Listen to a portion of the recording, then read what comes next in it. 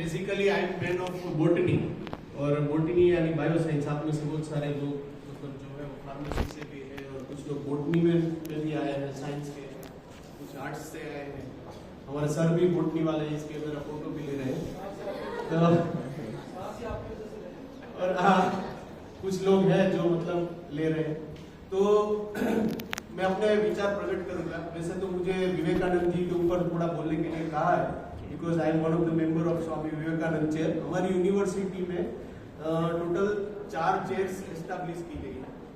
उनमें से वेद व्यास चेयर है, फिर ट्राइबल चेयर है गोविंद गुरु की, ऐसे ही एक हमारी स्वामी विवेकानंद जी की भी एक चेयर है।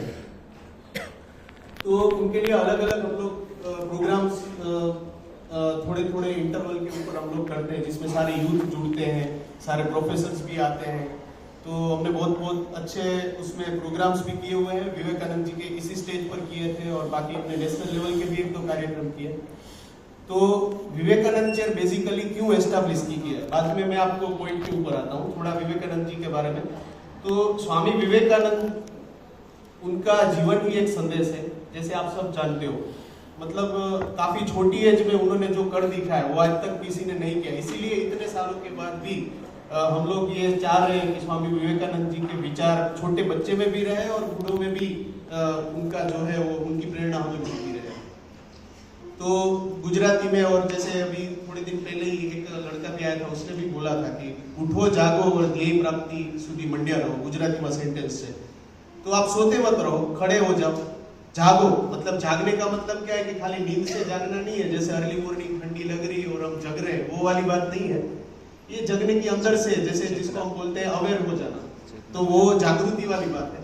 तो उठो जागो और go until you reach your goal, ત્યાં સુધી દોડ્યા રાખો કે જ્યાં સુધી તમને તમારો ગોલ ના મળે। આ એનું એક બેઝલાઇન કહે છે કે જે આપણે, મને એવું લાગે છે કે each of you should have this sentence in your bedroom।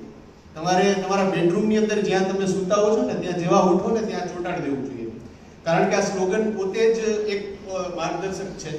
ये itself it is one of the guide जो आपको पावर देगा, और ये पावर इतना अच्छा होगा कि आप मतलब you will start feeling better after 6 months 7 months, आप में प्रोग्रेस दिखने लगेगा।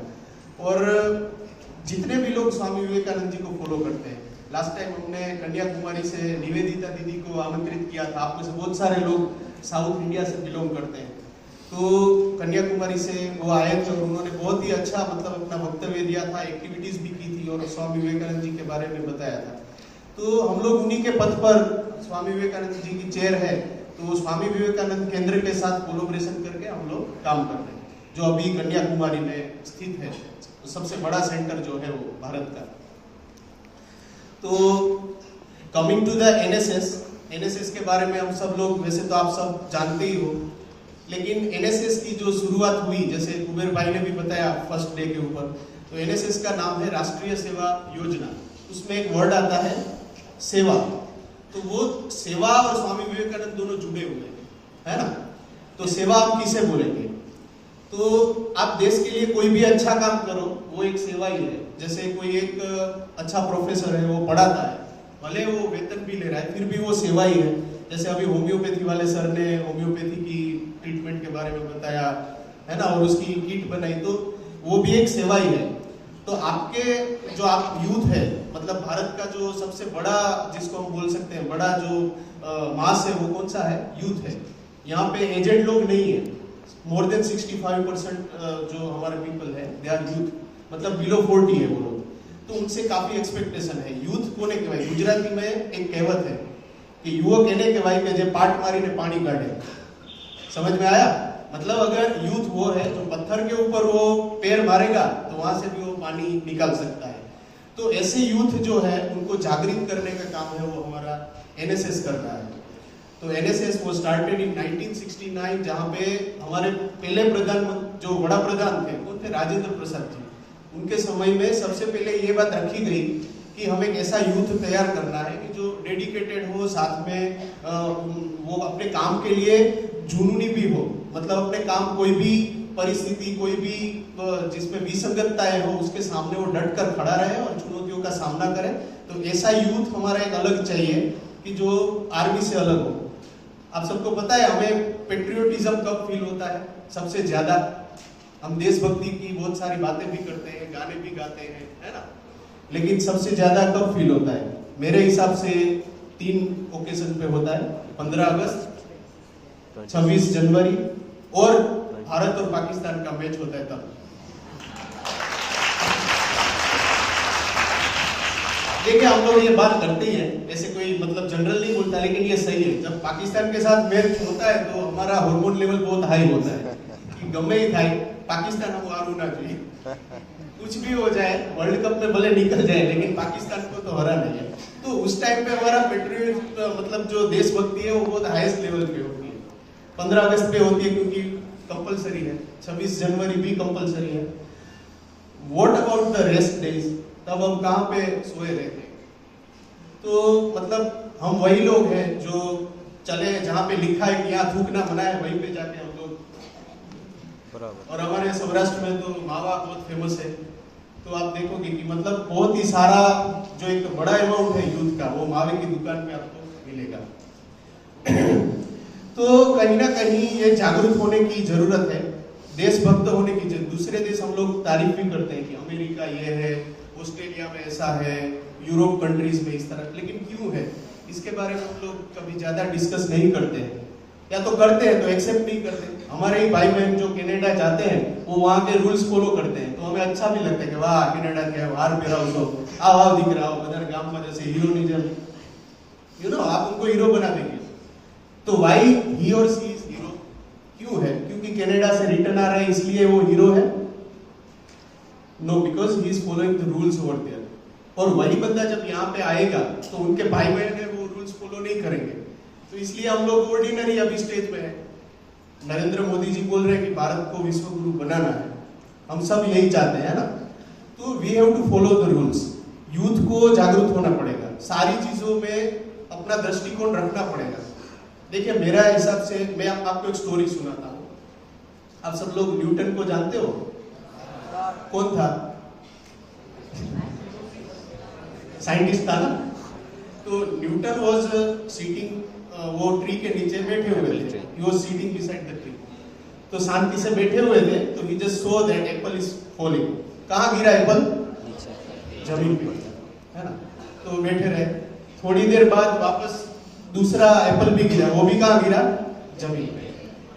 तो उनके माइंड में क्वेश्चन हुआ कि ये एप्पल जो है वो इधर भी नहीं जा रहा, उधर भी नहीं जा रहा, ऊपर भी नहीं जा रहा, why it is falling down. तो उन्होंने अपने आप को थोड़ा सोचने पर मजबूर किया कि नीचे क्यों आ रहा है। तो पता है हमारी सबसे बड़ी इंडिया की समस्या, मैं अपने बच्चों को भी बार बार ये बोलता हूँ, जो मेरे बच्चे सुन रहे हैं, हम लोग क्वेश्चन पूछते ही नहीं है। आप लोग कितने लोग क्लास में क्वेश्चन पूछते हो? 90% ऑफ द पब्लिक, अच्छा है आप पूछती हो, लेकिन 90% पब्लिक, अभी मेरा भी 9 ईयर ऑलमोस्ट कंप्लीट होने को है, हम जितने भी क्लासेस लेते हैं they are blindly following us, all the students. मतलब वाह से वाह बहुत मस्त पढ़े, पर देहू कुछ भाई कुछ भी नहीं, कुछ पूछते ही नहीं है बच्चे। जो भी आप बोलोगे हाँ फॉलोइंग, है ना।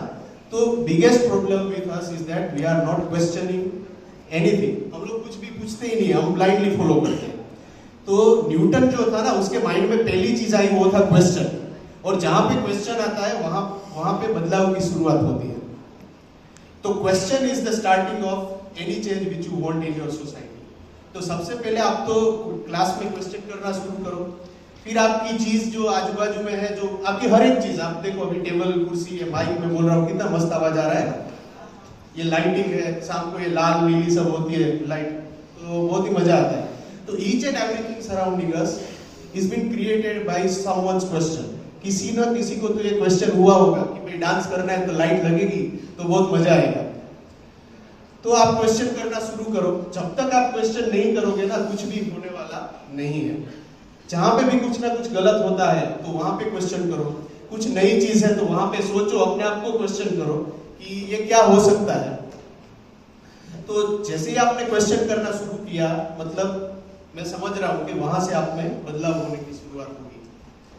तो क्वेश्चनिंग है वो हर एक यूथ में होनी चाहिए। और इसीलिए 1969 में, देखिए मैंने पेट्रियटिज्म की भी बात की। हम लोग अपने बाकी के दिनों में इतना भारत के प्रति इतना जागरूक नहीं रहते हैं। तो भारत का जो आर्मी है वो हमारी सराउंडिंग में हमारे जो दुश्मन देश है पाकिस्तान, चाइना, इन सब के सामने लोहा ले रही है।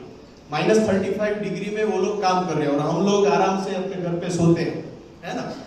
तो उनके भी घर है, उनके भी फैमिलीज है, फिर भी वो लोग अपने काम के लिए डेडिकेटेड है। इसीलिए हम लोग शांति से अपने देश में सुरक्षित हैं। तो उनके देशभक्ति है वो हम लोग देख सकते हैं, क्योंकि वो आर्मी है। और हमारे देश में उस समय भी जो आर्मी थी वो अच्छी थी, लेकिन जो बाहर का जो टेररिज्म है उनको रोकने के लिए हमारी आर्मी कैपेबल है, लेकिन जो अंदर का टेररिज्म है जिसको हम भ्रष्टाचार बोलते हैं, है ना, एबॉर्शन करवाते हैं लोग, HIV पॉजिटिव लोग, मतलब आप थोड़े दिनों पे देखोगे तो HIV के केसेस आ रहे हैं, न्यूमोनिया, बहुत सारे डिसीज हैं, बहुत सारी ऐसी चीजें हैं। अनपढ़ लोग भी है, बहुत इलिटरेसी का जो इश्यू है। तो ये सारी चीजें हैं, that is called internal terrorism. तो ये इंटरनल टेररिज्म से बचने के लिए हमारी जो पूर्वज लोग थे, जो उस समय के नेता लोग थे, उन्होंने ये सोचा कि एक ऐसा यूथ तैयार हो कि जो बाहर के टेररिज्म को नहीं, लेकिन इंटरनल टेररिज्म है उसको खत्म करे। और ये विचारधारा से गांधी जी की जो विचारधारा है उसको साथ में रख के एनएसएस की शुरुआत हुई। तब जाके हमारा उस समय 34 यूनिवर्सिटीज में आई थिंक एनएसएस स्टार्ट हुआ था 1969। कितनी? 34। और अभी हमारे कितने वॉलंटियर्स हैं पता है किसी को? We have more than 4 crore student in NSS. 4 crore से ज्यादा।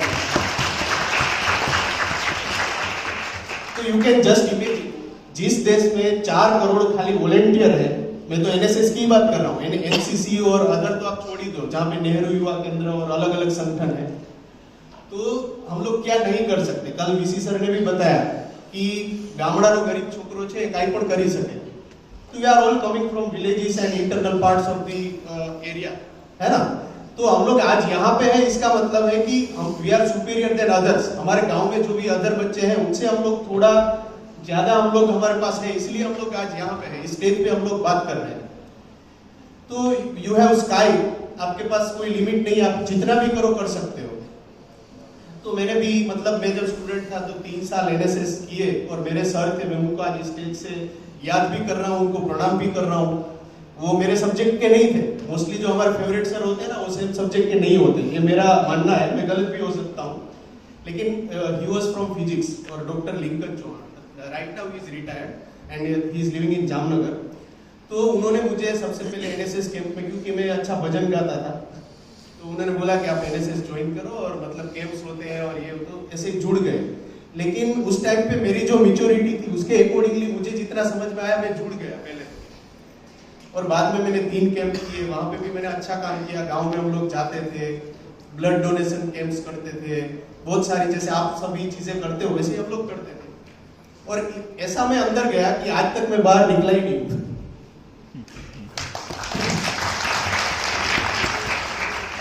मुझे ये लगता है कि once a volunteer is always a volunteer. तो आप भले एनएसएस में ऑफिशियली अगर ना भी जुड़े, कई इसमें से पीओबी में मुझे सुन रहे हैं, तो आप छोड़ भी दोगे अगर एनएसएस ऑफिशियली, तो भी आप जुड़े ही रहोगे। आपका जो माइंड है ना, आपका दिल, वो एनएसएस के साथ रहता ही है। तो मेरे साथ भी ऐसा ही हुआ। फिर मुझे, जैसे मैं कॉलेज में यहाँ पे वैकेंसी थी, अब मेरा गाँव था जामनगर में, और गोधरा में वैकेंसी निकली, तो एक ही वैकेंसी थी जनरल कैटेगरी में, अब मुझे भरना ही था। उस टाइम पे मेरे माइंड में ये था कि कराची में भी मुझे जॉब मिलेगी तो मैं चला जाऊंगा, लेकिन ये तो फिर भी गोधरा था, और गोधरा वाज नॉन फॉर 2002। यहाँ पे मतलब गोधरा का नाम सुनते ही लोग हड़बड़ा जाता है, गोधरा में रहवा दे, मैंने कहता यार नौकरी कर कॉन्ट्रैक्चुअल। तो मैंने भर दिया और मिल भी गई, और तब से लेके अब तक, let me tell you one thing, Godhra is one of the best place I have done my job.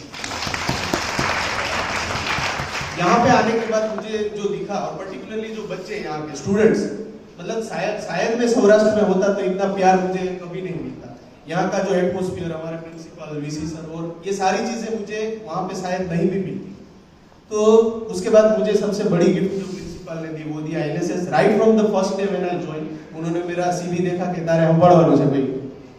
तो कुछ लोगों ने मुझे बोला कि फालतू ना लट्ठा है वो ना ले। आप सभी को ये पता होगा, हमारे स्टाफ में ऐसे लोग होते ही हैं कि जो आपको क्लियरली बोलते हैं कि ये फालतू चीजें मत करो, लेकिन मुझे ये लगता है कि जो फालतू चीजें करता है वही आगे बढ़ता है।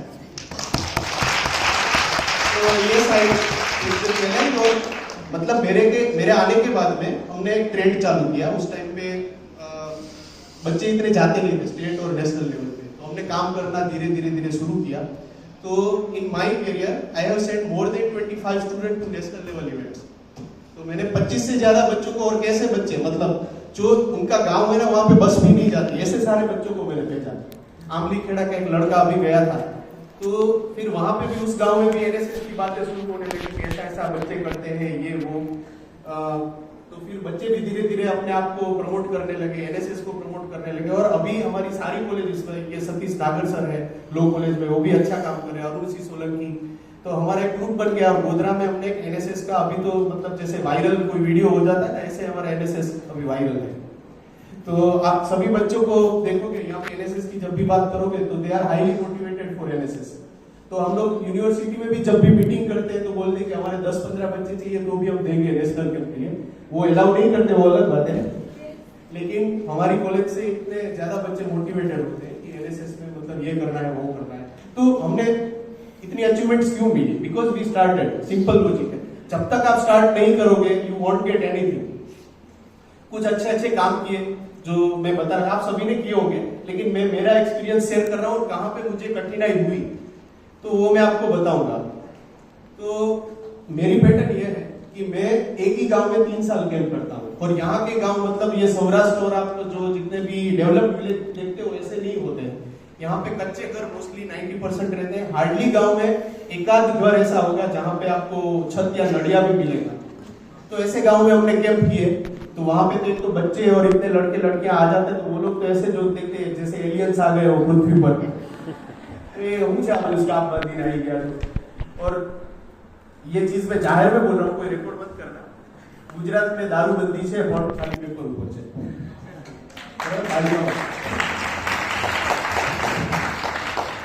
ईच एंड एवरी विलेज जहां पे मैं गया तो वहां पे कुछ ना कुछ दारू का तो है ही है। तो हम लोग ने स्टार्ट किया कि भाई लोगों को समझाओ कि दारू बंद करें, कितना हानिकारक है। उनका तो छोड़ दो, जो आगे के लोग हैं, मतलब थिंक अबाउट नेक्स्ट जनरेशन। तो उन लोगों को हमने समझाना शुरू किया and we are getting positive results. और उसकी वजह से मतलब आजू बाजू के, जैसे आपने अभी ये अपने गायनेकोलॉजिस्ट आए थे यहाँ पे, है ना, तो वो लोग भी हमारे साथ जुड़े, बहुत सारे एनजीओ भी जुड़े। तो उनकी वजह से हम लोगों का एक संगठन भी अच्छा बना, हमारा कोलैबोरेशन भी अच्छा रहा सभी संस्थाओं के साथ। और हम अलग अलग प्रोग्रामों के साथ हर साल में एक ही गांव में 3 बार कैंप करता हूँ। तो मैंने शामली में किया, यहाँ पे एक छोटा सा गांव है, उसके बाद दरुनिया में भी किया, उसके बाजू वाला गांव, और नेक्स्ट ईयर उसके बाजू वाला गांव, है ना। We are working on same area, मतलब नजदीक के जो गांव है उसी में ही कैंप कर रहे हैं। उसकी वजह से ये हुआ कि वहाँ के गांव का प्यार भी हम लोगों को मिला। या जब भी वो लोग शादी वगैरह करते हैं तो हमें कार्ड भी भेजते हैं, बच्चों को भी कार्ड भेजते हैं। वहाँ के बच्चे भी हमारे घर पे आते हैं, प्राइमरी के बच्चे, उनको भी इतना अच्छा लगता है, हमारे घर पे भी आते हैं, खाना खाते हैं, मजा करते हैं, हम भी जाते हैं। तो एक्चुअली ये जो कम्युनिटी का सर्विस का हमारा है, हमारा मेन एम एंड ऑब्जेक्टिव जिसको बोलते हैं हर एक का होता है, हमारा क्या है पता है? Personality development through community service. तो व्हाट इज पर्सनालिटी? हम किसको बोलेंगे? अच्छा दिखना, मतलब रूपाड़ा हो, दैट इज पर्सनालिटी। अगर ऐसा होता तो हमारे देश की बड़ा प्रधान माधुरी दीक्षित होती, लेकिन हमारे बड़ा प्रधान है मोदी जी, जो 14-15 आवर्स 16 आवर्स काम कर रहे हैं। पर्सनालिटी का मतलब है कि आप कितना काम करते हो सोसाइटी के लिए, that is purely definition of personality. जैसे विवेकानंद जी की हुआ करती थी, है ना। तो ऐसे ऐसे काम, मतलब तो मैंने जितने भी काम किए हैं mostly they are students idea. मतलब मैंने थियरी पढ़ा है, ट्रेनिंग भी लिया है ITI में, सागरा में, लेकिन हमने एक काम ऐसा किया कि स्टूडेंट्स के आइडियाज जो होते हैं हम लोग उसका लिस्टिंग करते हैं, फिर हमारी जो मीटिंग करते हैं उसमें से कौन से फिजिबल है वही आइडिया को हम फॉलो करते हैं and we are getting tremendous success. क्योंकि मिलती है, क्योंकि स्टूडेंट का आइडिया है। उसमें से 2-3 आइडिया, जैसे स्वच्छता अभियान का भी चल रहा था, तो स्टूडेंट्स ने बोला कि सर हम लोग स्मशान में जाके स्वच्छता अभियान करते हैं। क्रीमेटोरियम, स्मशान यानी पता है ना सभी को। तो हमने स्मशान में ले गया और वहां पे नॉर्मली कोई जाता नहीं है। पर्टिकुलरली यहाँ के जो एरिया है, Panchmahal is one of the tribal area in Gujarat, आप सभी को पता है। और ये जो एरिया है मतलब 10, 12, 15 साल पीछे है compare to other districts of Gujarat. अभी आप लोग यूनिवर्सिटी में आपको महल जैसा लग रहा है, that is the only part. लेकिन when you go internal into the 5 kilometers only, you will find the reality. तो ये सही बात है कि ये अनडेवलप्ड एरिया है, हम लोग काफी पीछे हैं, लेकिन जैसे कल सर ने भी बताया और हम सभी फील कर रहे हैं कि हम लोग लकी हैं कि यहाँ पे हमें काम करने का एक चांस मिला, एक कम्युनिटी मिली कि जिसके साथ हम लोग काम करें। तो क्रिमेटोरियम में पहले तो सरपंच ने मना कर दिया कि भाई એવું ન કર, તમે ત્યાં વાડી નાખો સ્કૂલમાં અને પછી શાંતિથી પૂરું કરો ખોટા ખોટા પાડી, लेकिन हमने समझाया कि भाई करना चाहिए। और उसमें से जो लड़कियां थी, और लड़कियां भी मतलब यहीं की होंगी, आजू बाजू की गांव की, तो लेकिन वो लोग पढ़ रही है, इसलिए वो थोड़ा उनका डेवलपमेंट, मेंटल डेवलपमेंट अच्छा है, तो उन्होंने भी थोड़ा किया कि नहीं हमें जाना है। तो मैं स्मशान में ले गया बच्चों को, तो सबसे ज्यादा एक्साइटेड हुई लड़की कि सर पहली बार हम लोग स्मशान में गए, वहां पे हमने स्वच्छता अभियान किया, झाड़ी बाड़ी जाकरा सब साफ किया और जलेबी भी खाई, उसके वीडियो भी बहुत सारे हमने शेयर भी किए। तो वो एक अलग ही एक्सपीरियंस था जिसमें बच्चों को मतलब कुछ नया भी मिला और उनको ये भी लगा कि नहीं एनएसएस में जरूर चाहिए। जो नए बच्चे थे, जो तूफानी बच्चे थे, उनको भी अच्छा लगा, और जो अच्छे थे वो तो काम करते थे। फिर दूसरा एक काम हमने किया, यहाँ पे जो कम्युनल वायलेंस है वो बहुत ही ज्यादा था, मतलब 2002 के बाद थोड़े थोड़े दिन पे कुछ ना कुछ होता रहता है, तो हमने उसको भी ये स्वच्छता अभियान के साथ ले लिया। हमने क्या किया कि जैसे शामली में हम लोग कैंप कर रहे थे, तो जिस दिन स्वच्छता अभियान था हमने ऐसा किया कि मुस्लिम लड़के जो है वो शिव मंदिर साफ करेंगे। शिव मंदिर तो जानते हो ना आप लोग, मंदिर of Lord Shiva, temple of Lord Shiva, वो साफ करेंगे। एंड सिमिलरली जो हिंदू लड़के लड़कियां हैं वो मदरसा की सफाई करेंगे। अब यहाँ पे गफला हो गया, जैसे ही मैंने अनाउंस किया तो मतलब 80% बच्चों ने ना बोल दिया। ये रियलिटी में आपको बता रहा हूँ, इतना इजी नहीं है फील्ड में काम करना, तो कितने चैलेंजेस आते हैं। अब बच्चों ने ना बोल दिया तो मैं भी डट गया कि नहीं करना है, जेने घरे जવું હોય જતા રહો ભાઈ, આપણે 10 જણનો भी कैंप करीશું, मैंने बोल दिया। तो कुछ लोग थोड़े स्टेबल थे तो ठीक है, જોઈએ હવે જે થાય સાઈડ કેસ है। तो कुछ लोग नहीं मान रहे थे, उनको मैंने अलग रूम में बुलाया, स्पेशल ट्रीटमेंट दिया, समझ रहे हो। और उसके बाद में कैसे भी करके मैंने उनको तैयार किया कि नहीं आपको करना है। अभी हमने गांव में तो बताया ही नहीं था क्योंकि और अल्लाह हो जाता। तो दूसरे दिन हमने काम स्टार्ट किया, जो मौलवी था मदरसा में, वहाँ पे मैं बच्चे लेके गया और इतना भयंकर वो सारे पड़े हुए थे, इंडे के छिलके वगैरह, पीछे का भाग था वहाँ पे। हमने स्टार्ट किया, मुंह पे बांध के ये सब बच्चों ने मतलब आधा पौना दिन ये काम किया और पूरा नीट एंड क्लीन कर दिया। शिव मंदिर को भी जो लड़के गए थे ऊपर से भी साफ किया, नीचे मंदिर में, शिव मंदिर में। सरपंच वहां से निकल रहा था तो देखा ये तो यार खतरनाक काम कर रहे हैं बच्चे। तो he was impress like anything, लेकिन उसको ये पता नहीं था कि मुसलमान लड़के, नहीं तो वो भी बिगड़ जाता। तो मुझे फोन आया कि साहब तुम्हें मंदिर तो चकचकाट कर दी तू ऐसे। मैंने बोला थैंक यू। फिर मैंने शाम को उसको बताया कि ये जो लड़के थे ना, दे वर ऑल मुस्लिम्स, और ये पूरा शिव मंदिर साफ किया, भगवान शिव को कोई प्रॉब्लम नहीं हुआ, मुस्लिम लड़कों ने साफ किया तो। Getting my point. और ना ही अल्लाह है, उन्होंने ये बोला कि भाई हिंदुओं से साफ मत करो। बाद में तो फिर दूसरे दिन जब पता चला तो वो लोग मतलब एग्री भी हो गए और हमको दोनों साइड से नाश्ता मिला और फिर पार्टी का भी उन्होंने वो किया। लेकिन you need to have such courage, जहाँ पे आपको काम करना है तो आपको कुछ ना कुछ थोड़ा अलग करना पड़ेगा। तो और मुझे याद है वो बच्चे आज भी जब मुझे मिलते हैं तो हम वही बात करते हैं कि सर मैं शिव मंदिर वाला को बहुत हूँ, ऐसे करके। तो ये चीजें सारी लाइफ टाइम याद रहती है। उसके बाद बच्चे यहाँ से जब नेशनल कैंप्स होते हैं एनआईसी के या नेशनल यूथ फेस्टिवल, जैसे आप सब लोग जाते हैं, मैडम भी है फतेहपुरा से, तो हमारे यहाँ बेसिक प्रॉब्लम ये है कि बच्चे जाते नहीं क्योंकि पेरेंट्स अलाउ नहीं करते हैं, और पर्टिकुलरली लड़कियों को भेजना तो मतलब इतनी प्रॉब्लम है कि यू कांट बिलीव, क्योंकि आपको भी होगी तो हमें तो सर आप सोच सकते हो।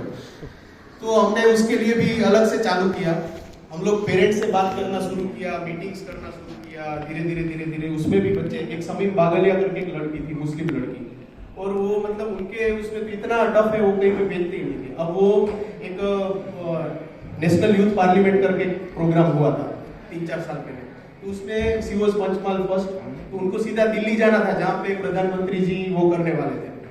तो बोला कि भाई आपका लाइफ टाइम एक चांस है और आप वहाँ पे जाओ और प्रेजेंट करो पंचमहाल में। तो उसके फादर ने क्लियरली मना कर दिया कि नहीं हमारा छोकरी जाहिर नहीं है।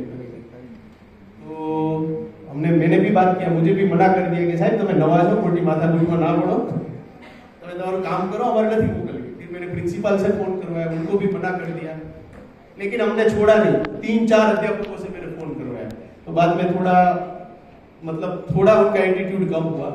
बोले वहाँ हुए, मैं कीधु इसमें ऐसा होता है कि पूरे कंट्री से बच्चे आएंगे, वहां पे आपकी बेटी बैठेगी और नरेंद्र मोदी से बात भी करेगी, ऐसे करके मैंने उनको बोला। तो फाइनली उसका जो भाई था लड़की का, वो थोड़ा पॉजिटिव था, वो पढ़ रहा था, तो उसने बोला कि सर मैं साथ में जा सकता हूँ। तो हमने उसके अलग से चार्ज पे किए, उसके भाई को भी साथ में भेजा, लेकिन वो समीम बागलिया को हमने दिल्ली भेजा।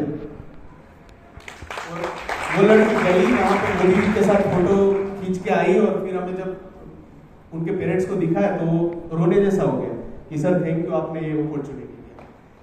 समझ रहे? तो ये छोटी छोटी चीजें हैं जहां पे हम लोग इनिशिएटिव ही नहीं लेते हैं। कई बार अगर मैंने छोड़ दिया होता, मैंने दूसरा तीसरा चौथा फोन नहीं किया होता, तो शायद वो जाती नहीं।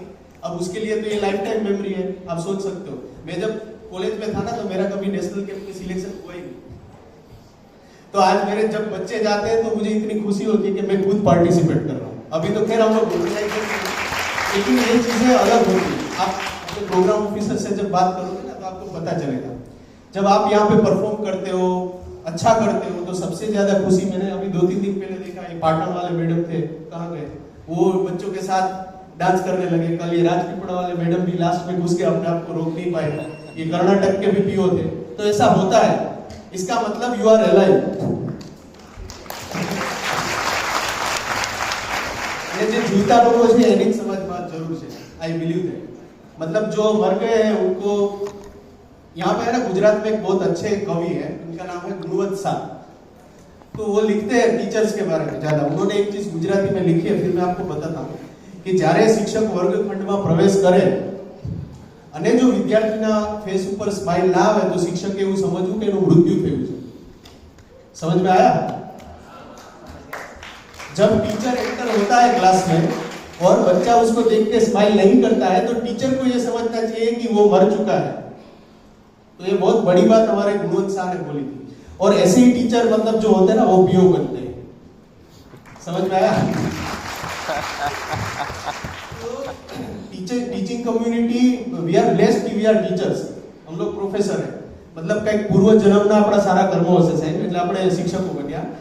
मैं देखता हूँ कि बहुत सारे अच्छे लोग अभी भी फाइल लेके घूम रहे हैं, क्योंकि इतनी सारी बेरोजगारी है।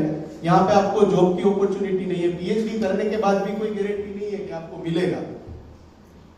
લોકોની જિંદગી આખી ને આખી ફાઇલ લઈને નીકળી જાય છે। ઘણા લોકો સેલ્ફ ફાઇનાન્સમાં આખી જિંદગી નીકળી જતી હોય છે, ઘણા લોકો પ્રાઇવેટ કંપનીમાં કાઢે છે। તો આપણે, મને એવું લાગે છે કે રોજની 2 કલાક પણ તમે કામ કરો ને વધારાનું, તો તમે સૌથી સારા શિક્ષક બની જાઓ।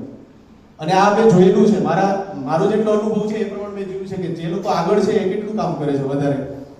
ભલે આપણે 16-17 કલાક, we are not capable to do that Modi साहब की जब, लेकिन अगर आप 1 से 2 घंटा भी काम करोगे, जितने भी मेरे सीनियर फ्रेंड्स और मेरे जूनियर फ्रेंड्स यहाँ पे बैठे, 1 से 2 घंटा, तो you have sky to touch, मैं ये बोल सकता हूँ। आप कर सकते हो, और इतना भी डिफिकल्ट नहीं है। थोड़ी आप बच्चों को थोड़ा सिखाओ, जितना आपको आता है। कोई ऐसा तो नहीं होता कि सारी चीजें खुद जानता है ना? आपको डांस आता है, डांस सिखाओ। आप गाना कर सकते हो, गाना सिखाओ।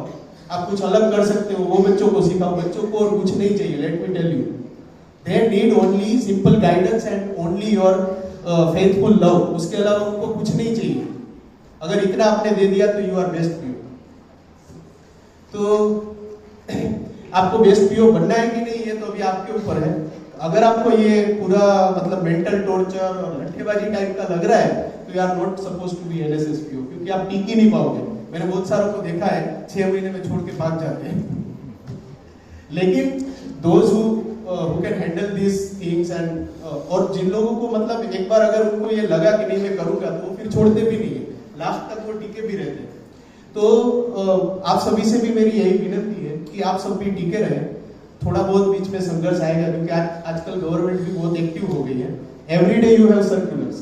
तो आपको, मैं कभी तो मुझे भी ये लगता है कि बायोलॉजी पढ़ाऊं कि मैंने एनएसएस करूंगा। साथ में बच्चों की जनरल भी साइन करना है, उनका एग्जामिनेशन भी देखना है, पेपर्स भी निकालना है, पेपर्स के बंडल भी चेक करने हैं। શિક્ષકો તો વસ્તી વધારો પણ ચેક કરે છે કે કેટલો થયો, પ્રાઇમરી ટીચર્સ जो होते हैं वो, लेकिन फिर भी still you have golden opportunity to work as a NSS program officer, तो यू हैव टू अच्छे से आपको उसको ईमानदारी से कीजिए। And after 5-10 years you will see के बच्चे आप जब आपकी कॉलेज में आएंगे ना, जब आप बूढ़े हो जाओगे तो सबसे पहले वो आप ही के पैर टच करेंगे। આજે પણ જ્યારે when I go to my college, મને બીજા બધા યાદ નથી આવતા, મારા એ સર છે કે જે અમને એનએસએસ શીખડાવતા હતા એનો પહેલા પગે લાગ્યો, કારણ કે રીઝન છે આપણી લાઈફનું ચેન્જ કરવા માટે he has done many things, उन्होंने बेसिक्स ही बताए, बाकी तो हमें खुद करना है। हर एक बच्चा कैपेबल है, जैसे अभी हम लोग उसी के ऊपर बात कर रहे हैं, बस उसको खाली गाइड करना है, बाकी तो खुद ही फोड़ लेगा, हमें कुछ करना ही नहीं है, खाली उसको डायरेक्शन दिखा कि नॉर्थ जा, ईस्ट जा, वेस्ट जा, गमे ત્યાં जा, तू जा तो वो कर लेगा। तो ये सारी चीजें होती है। कुछ काम अच्छे हुए हमारी गुजरात की तरफ से, जैसे वेश्यावृत्ति आप सभी को पता है ना, तो वेश्यावृत्ति में भी स्त्रियों ने बाहर काटવાનું काम जो है वहां से बाहर निकालने का काम हमारे एनएसएस वॉलंटियर्स ने किया हुआ है, गुजरात में ही किया हुआ है। ऑलमोस्ट इम्पॉसिबल वर्क जिसको हम बोल सकते हैं, वो काम एनएसएस वॉलंटियर्स ने किया है। पहले मतलब वो आपको रिस्पॉन्स नहीं करेंगे, लेकिन धीरे धीरे जब आप घुल मिल जाओ तो बच्चे उनको समझाते हैं कि ये मतलब चीजें ये है, HIV का डर है, HIV से ये होता है, तो धीरे धीरे आपकी बात वो लोग सुनते हैं, फिर उसमें अमल करते हैं। और मतलब उसके बाद में बाहर निकलने के बाद उनका खुद का उन्होंने एनजीओ भी शुरू किया। तो ये काम हमारे एनएसएस वॉलंटियर्स ने किया है ना। बहुत सारे ऐसे काम है कि जो हमारे वॉलंटियर्स कर सकते हैं और किया भी है। एक बहुत ही बड़ी रिसर्च भी एनएसएस के बच्चों ने किया है, जिसमें हम लोग गर्ल्स और बॉयज के रेशियो की बात कर रहे हैं। हमारे यहाँ पे बच्चे जो है उन्होंने गर्ल्स बॉयज के रेशियो के ऊपर इस एरिया में काम किया। तो यहाँ पे हमने देखा कि मैरिज की जो आयु है ना, वो कितनी होनी चाहिए एज पर रूल्स? 25। गुजरात में कितनी છે? કેટલા વર્ષે ગર્લ્સ ને મેરી કરવાનું હોય છે ગુજરાતમાં? 18 વર્ષ, બરાબર, ઓફિશિયલી। પણ પછી તમારે કરવું જેવું જરૂરી નથી કે 18 વર્ષ થાય એટલે તમે કરી દો। और बॉय के लिए कितनी है? 21, है ना।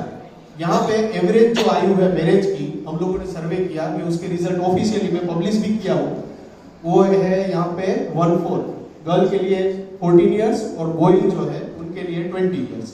यहाँ के जो जनरली यहाँ की सारी कास्ट है वो इसी में मतलब मैरिज कर देते हैं। नाउ थिंक, अगर 13-14 साल की लड़की अगर मैरिज कर लेती है तो next year she will be mother, तो उसका फ्यूचर क्या रहेगा फिर आप मुझे बताओ। तो जैसे बेबी बड़ा होगा है ना, तो उसकी लाइफ उसी में चलेगी फिर।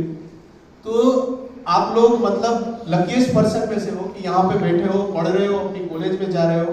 हमारे यहाँ की बहुत सारी लड़कियां हैं, they are not getting this opportunity to study and to do many of the things that you are doing. यहाँ पे आके परफॉर्म करना है ना। तो आपके आजू बाजू में ही ऐसे लोग होंगे, आप देखना, हर एक स्टेट में होते हैं। ऐसा नहीं है कि गुजरात में कुछ नंबर्स जो अनवांटेड है, एक्चुअली मैं भी पढ़ना नहीं चाहता, लेकिन मैं आपको बताना चाहूंगा। हम लोग बहुत सारी चीजों में पीछे भी है। जैसे हमारा क्राइम रेट है पर 10 लाख वो है 415, उसमें से Bihar, Jharkhand, Delhi, Haryana, Tripura, Maharashtra, Madhya Pradesh, they have higher rate than national average. Crime rate की जब हम बात करते हैं तो ये सारे राज्यों में नेशनल एवरेज से ज्यादा क्राइम रेट है ना। पंजाब में सबसे बड़ा पोल्यूशन जो है वो है ड्रग ट्रैफिकिंग का। उड़ता पंजाब अभी हमने देखा था ना, मूवी जो आया था, सारे लोग नशे में धुत रहते हैं। तो एनएसएस के वॉलंटियर्स जो भी हैं उनको ये रिस्पॉन्सिबिलिटी लेनी है कि हम लोग ड्रग्स लेंगे भी नहीं और लेने भी नहीं देंगे। खाली आप 2, 4, 5 जनों को एक आदमी भी सुधार सकता है तो that is our biggest achievement. समझ रहे हैं? तो ये सारी चीजें करना है। यूपी में हाईएस्ट इलीगल आर्म्स का रिकॉर्ड है। अभी रेट हम लोग क्राइम रेट की बात कर रहे थे, यूपी में कोई भी कैसे भी बंदूक लेके आप देख सकते हो, अभी न्यूज पे भी आ रहा है। तो जो लोग यूपी से बिलोंग करते हैं उनको पता होगा कि कितना टफ है। नॉर्मल फैमिली शाम को अगर निकलना है तो सिक्योरिटी के साथ ही निकलना पड़ेगा।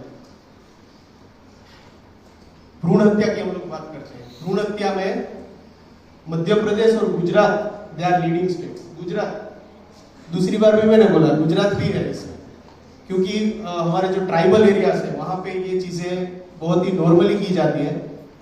तो भ्रूण हत्या एक ऐसी चीज है जिसको हमें रोकना चाहिए। बहुत सारे बच्चे जो यहाँ पे आने चाहिए अर्थ के ऊपर वो नहीं आ पाते हैं, सीधा इनको एबॉर्शन किया जाता है। और क्यों किया जाता है? Sometimes because she is female, Arun ji, sometimes unwanted pregnancy, है ना, जिनका पेरेंट्स दे आर रिस्पॉन्सिबल होना चाहिए, उसकी बदले उनके जो बच्चे हैं आने वाले उनको गिराया जाता है। तो ये सारी चीजें हैं, that is one of the pollution, और उसको मैं टेररिज्म भी बोल सकता हूँ, इंटरनल टेररिज्म। तो ये सारी चीजें रोकने के लिए हमारा वॉलेंटियर होना चाहिए। मतलब वॉलेंटियर गांव में जाके नहीं रोक पाता तो कोई बात नहीं, लेकिन खुद की लाइफ में ये नहीं करना है। समझा कि नहीं? हम अगर खुद से स्टार्ट करेंगे कि भाई मैं ये चीजें ध्यान रखूंगा, तो ऑटोमेटिकली मेरा जो फैमिली है, कुटुंब, उसके बाद में मेरी सोसाइटी, उसके बाद में मेरा गांव या मेरा स्टेट है, ऑटोमेटिक धीरे धीरे धीरे धीरे करता वो चेंज हो जाएगा। लेकिन शुरुआत किसको करनी है? वॉलेंटियर को ही करनी है, और वॉलेंटियर के साथ पीओ को भी करनी है। कई बार ऐसा भी होता है कि पीओ भी हाथ छोड़ देते हैं, तो उस टाइम पे अगर वो कोई अच्छा प्रोजेक्ट बच्चा लेना चाहता है तो उसको सपोर्ट भी करना चाहिए। और सबसे डिफिकल्ट काम क्या है पता है? बच्चों को एक्टिवेट करना। वंस ही इज और सी इज एक्टिवेटेड तो बाद में खुद करेगा, आपको रात को भी फोन करेगा कि सर मैंने वो विचार है वो जो करूं। और उस टाइम पे पीओ की अग्नि परीक्षा है કારણ કે જો જે ડફોડ છોકરાઓ હોય ને, ડફોડ મીન્સ કે કઈ વિચારતા ના હોય, એને હેન્ડલ કરવા ઈઝી છે, लेकिन दोस्त who are clever it is very difficult to handle. जो मेरे साथ देखिए, एक वक्त छोकरो वंस ही इज एक्टिव ना, then it is very difficult to handle, क्योंकि उसके पास थाउजेंड्स ऑफ आइडियाज है और आपको वो हैंडल करना है।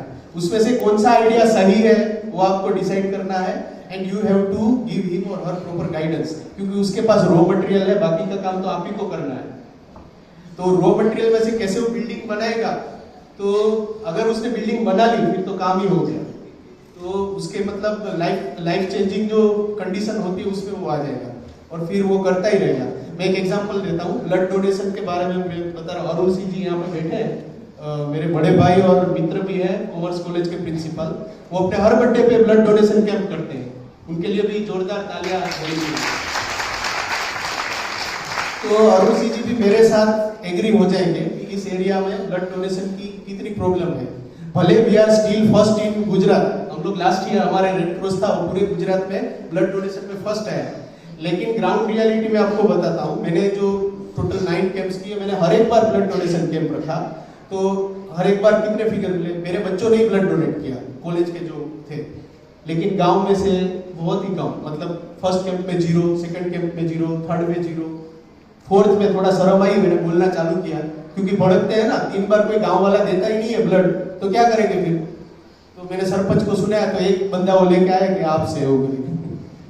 तो आप सोचो मतलब कितनी गंभीर स्थिति है। यहाँ पे लोग ब्लड डोनेट करते ही नहीं है। पंचमहाल की मैं बात कर रहा हूँ, गांव में, सिटी में तो करते हैं, क्योंकि हम लोग काम कर रहे हैं तो थोड़े लोग अवेयर हैं, पढ़े लिखे, वो लोग करते हैं। यहाँ पे बहुत सारी अफवाहें जो व्यूअर्स बोलते हैं वो है कि भाई ब्लड डोनेट करवाથી તમારે HIV થઈ જશે, તમને આવું થઈ જશે। so many superstitions, अंधश्रद्धा એટલી બધી છે कि it is very difficult to have blood donation camp। और जब हम करते हैं तो ये डिफिकल्टी हर बार आती है। सरपंच भी भाग जाता है, फोन बंद कर देता है, उनको ये डर लगता है कि कहीं दारू का पता चल जाएगा, पता नहीं क्या चीजें हैं, लेकिन नहीं करते हैं गाँव वाले। तो हम लोग उसमें लगे हुए हैं कि कैसे भी करके ब्लड डोनेशन को हम लोग बढ़ाएं। लेकिन meanwhile we have such examples, हमारे पास ऐसे भी एग्जांपल है जो मतलब यहाँ से स्टार्ट किया है कॉलेज से जर्नी और कंटिन्यूअसली काम कर रहे हैं। मेरा एक लड़का था धीरज वरिया करके, हालोल में अभी वो काम कर रहा है केमिस्ट्री। तो he gave first time blood during first camp. Right now he has reached up to 39 वक्त है ब्लड डोनेट करने। After 3 months he is continuously donating the blood। हर 3 महीने बाद वो कर सकता है। ब्लड डोनेशन माटेनी कंडीशन तो आप सब जानते ही हो क्या है। 48 kg से आपका वेट अच्छा होना चाहिए और आपका हीमोग्लोबिन प्रॉपर होना चाहिए। ये 2 ही चीजें हैं, अगर आपका अच्छा है तो आप कर सकते हो। एक आपने बोतल ब्लड डोनेट किया है, मतलब 350 ml का, तो उसमें से 4 जनों के जो है वो आप उनकी जिंदगी बचा सकते हो। तो आप सोचो कि कितना वैल्यूएबल चीज है। हमारे यहाँ एक होतचंद धमवानी करके भी है, होतचंद धमवानी जी, उन्होंने 142 ना सर 145 टाइम्स उन्होंने ब्लड डोनेट किया, गोधरा में ही है वो। तो जहाँ पे ऐसे लोग हैं जो नहीं करते हैं, वहां पे ऐसे भी लोग हैं जो करते हैं, but still we are struggling to have blood donation. हमारे पास 6 6 बच्चे हैं, माइक्रोबायोलॉजी के भी है, साइंस के भी है, केमिस्ट्री है, बॉटनी है, सारे सब्जेक्ट के। तो हम लोग ट्राई कर रहे हैं कि कैसे भी करके ब्लड डोनेशन को गोधरा में हम लोग आगे लेके जाएं, but somehow we are failing to do. और उसके रीजंस भी हैं, जैसे मैंने आपको बताया। यहाँ पे अभी भी गांव में, छोटा उदयपुर दाहोद में आप जाओगे ना, तो जब छोटा बच्चा बीमार पड़ता है तो डॉक्टर के पास नहीं जाते, बुआ के पास जाते। बुआ पता है किसको बोलते हैं?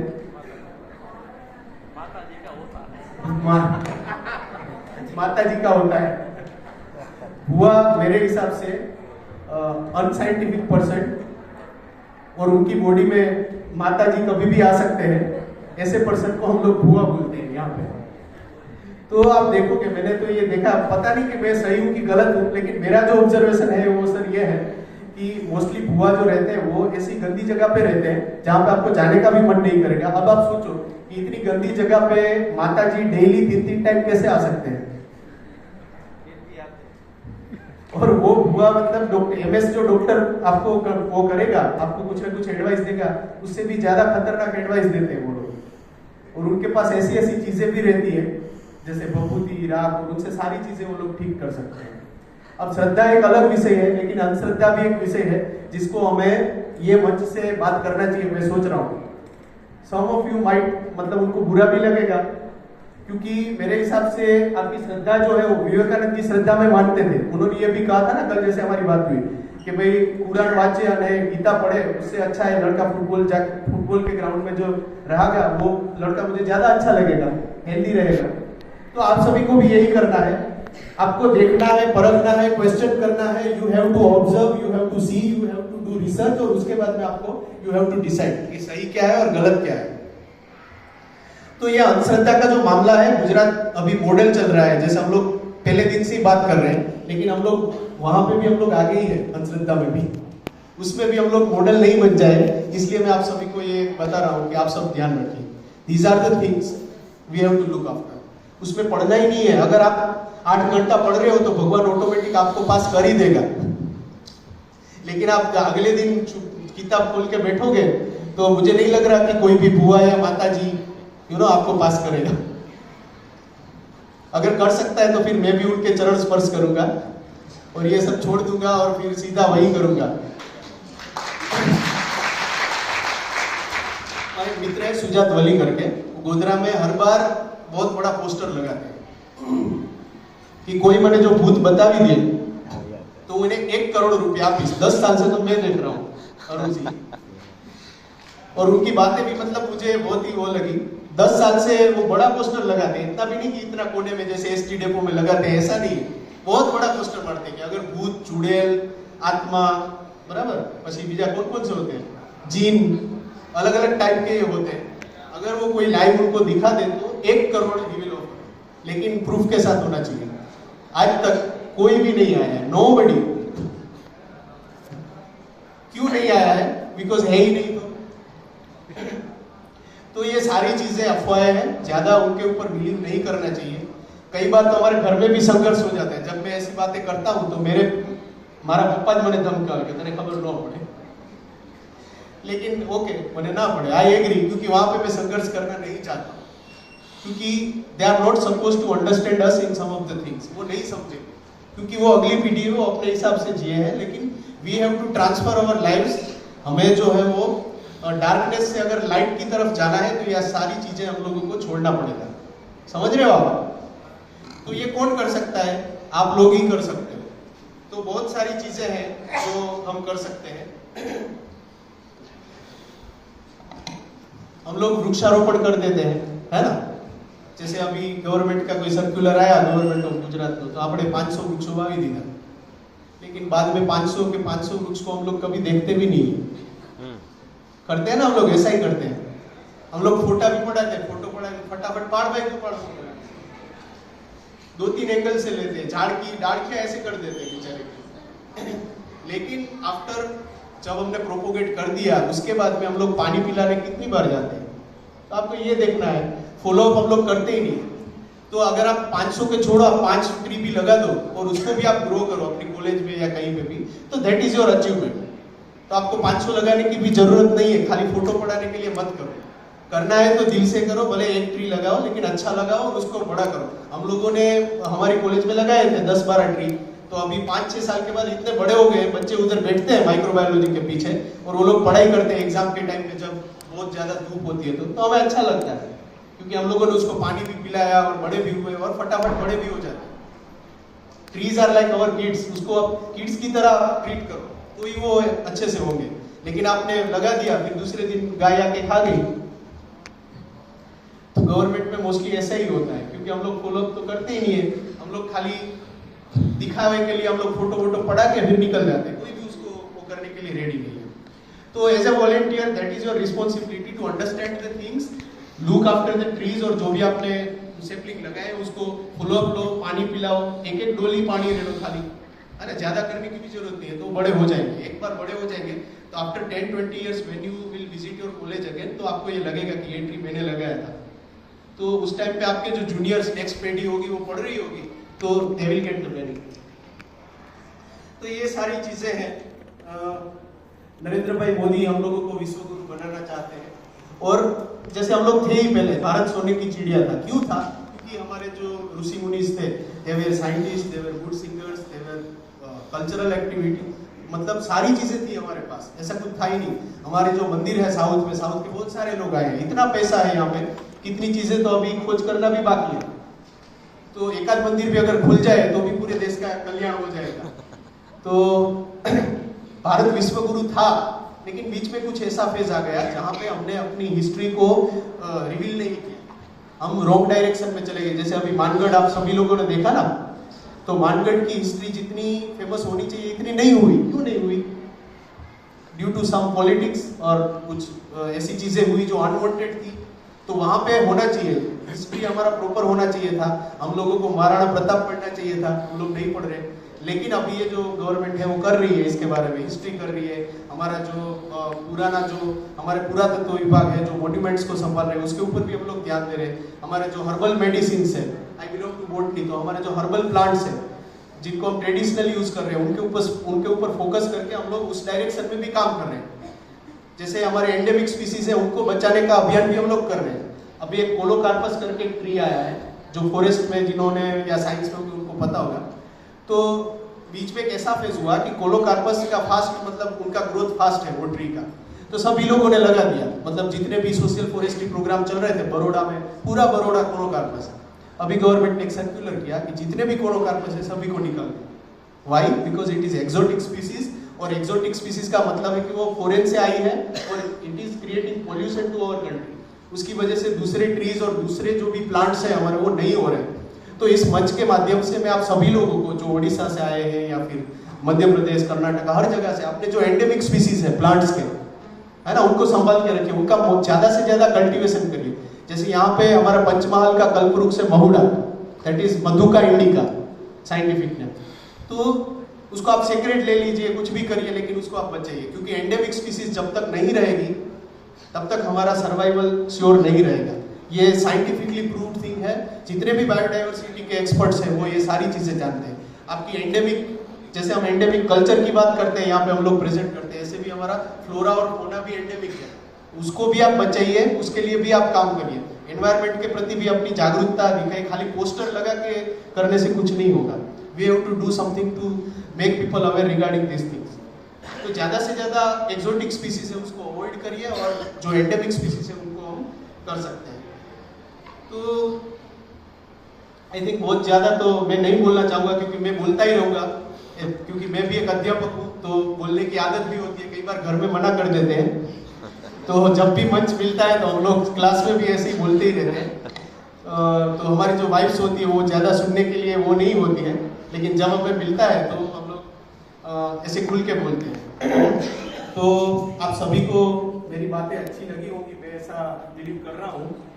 तो एक दो चीजें आपके लिए, आप सब यूथ है, मेरे सभी डियर स्टूडेंट्स और फ्रेंड्स हैं, तो वक्त से लड़कर जो नसीब बदल दे, वक्त से लड़कर जो नसीब बदल दे, इंसान वही है जो अपनी तस्वीर बदल दे। क्या क्या होगा कभी मत सोचो, क्या क्या होगा कभी मत सोचो, क्या पता कल वक्त खुद अपनी तकदीर बदल दे। ये हिंदी वर्जन है, अभी मैं उसका गुजराती वर्जन शायरी भी बोलूंगा। थाको नहीं निष्फलता की तेनो पण एक आरो है, ये मेरी वन ऑफ द फेवरेट है, बचपन से मैं यही बोल रहा हूँ हर मंच पे। थाको नहीं निष्फलता थी तेनो पण एक आरो है, छको नहीं सफलता थी ए नशो उतरनारो है। આજે ભલે બીજાનો હોય પણ કાલે તમારો વારો છે। आई थिंक मुझे जो बताना था मैंने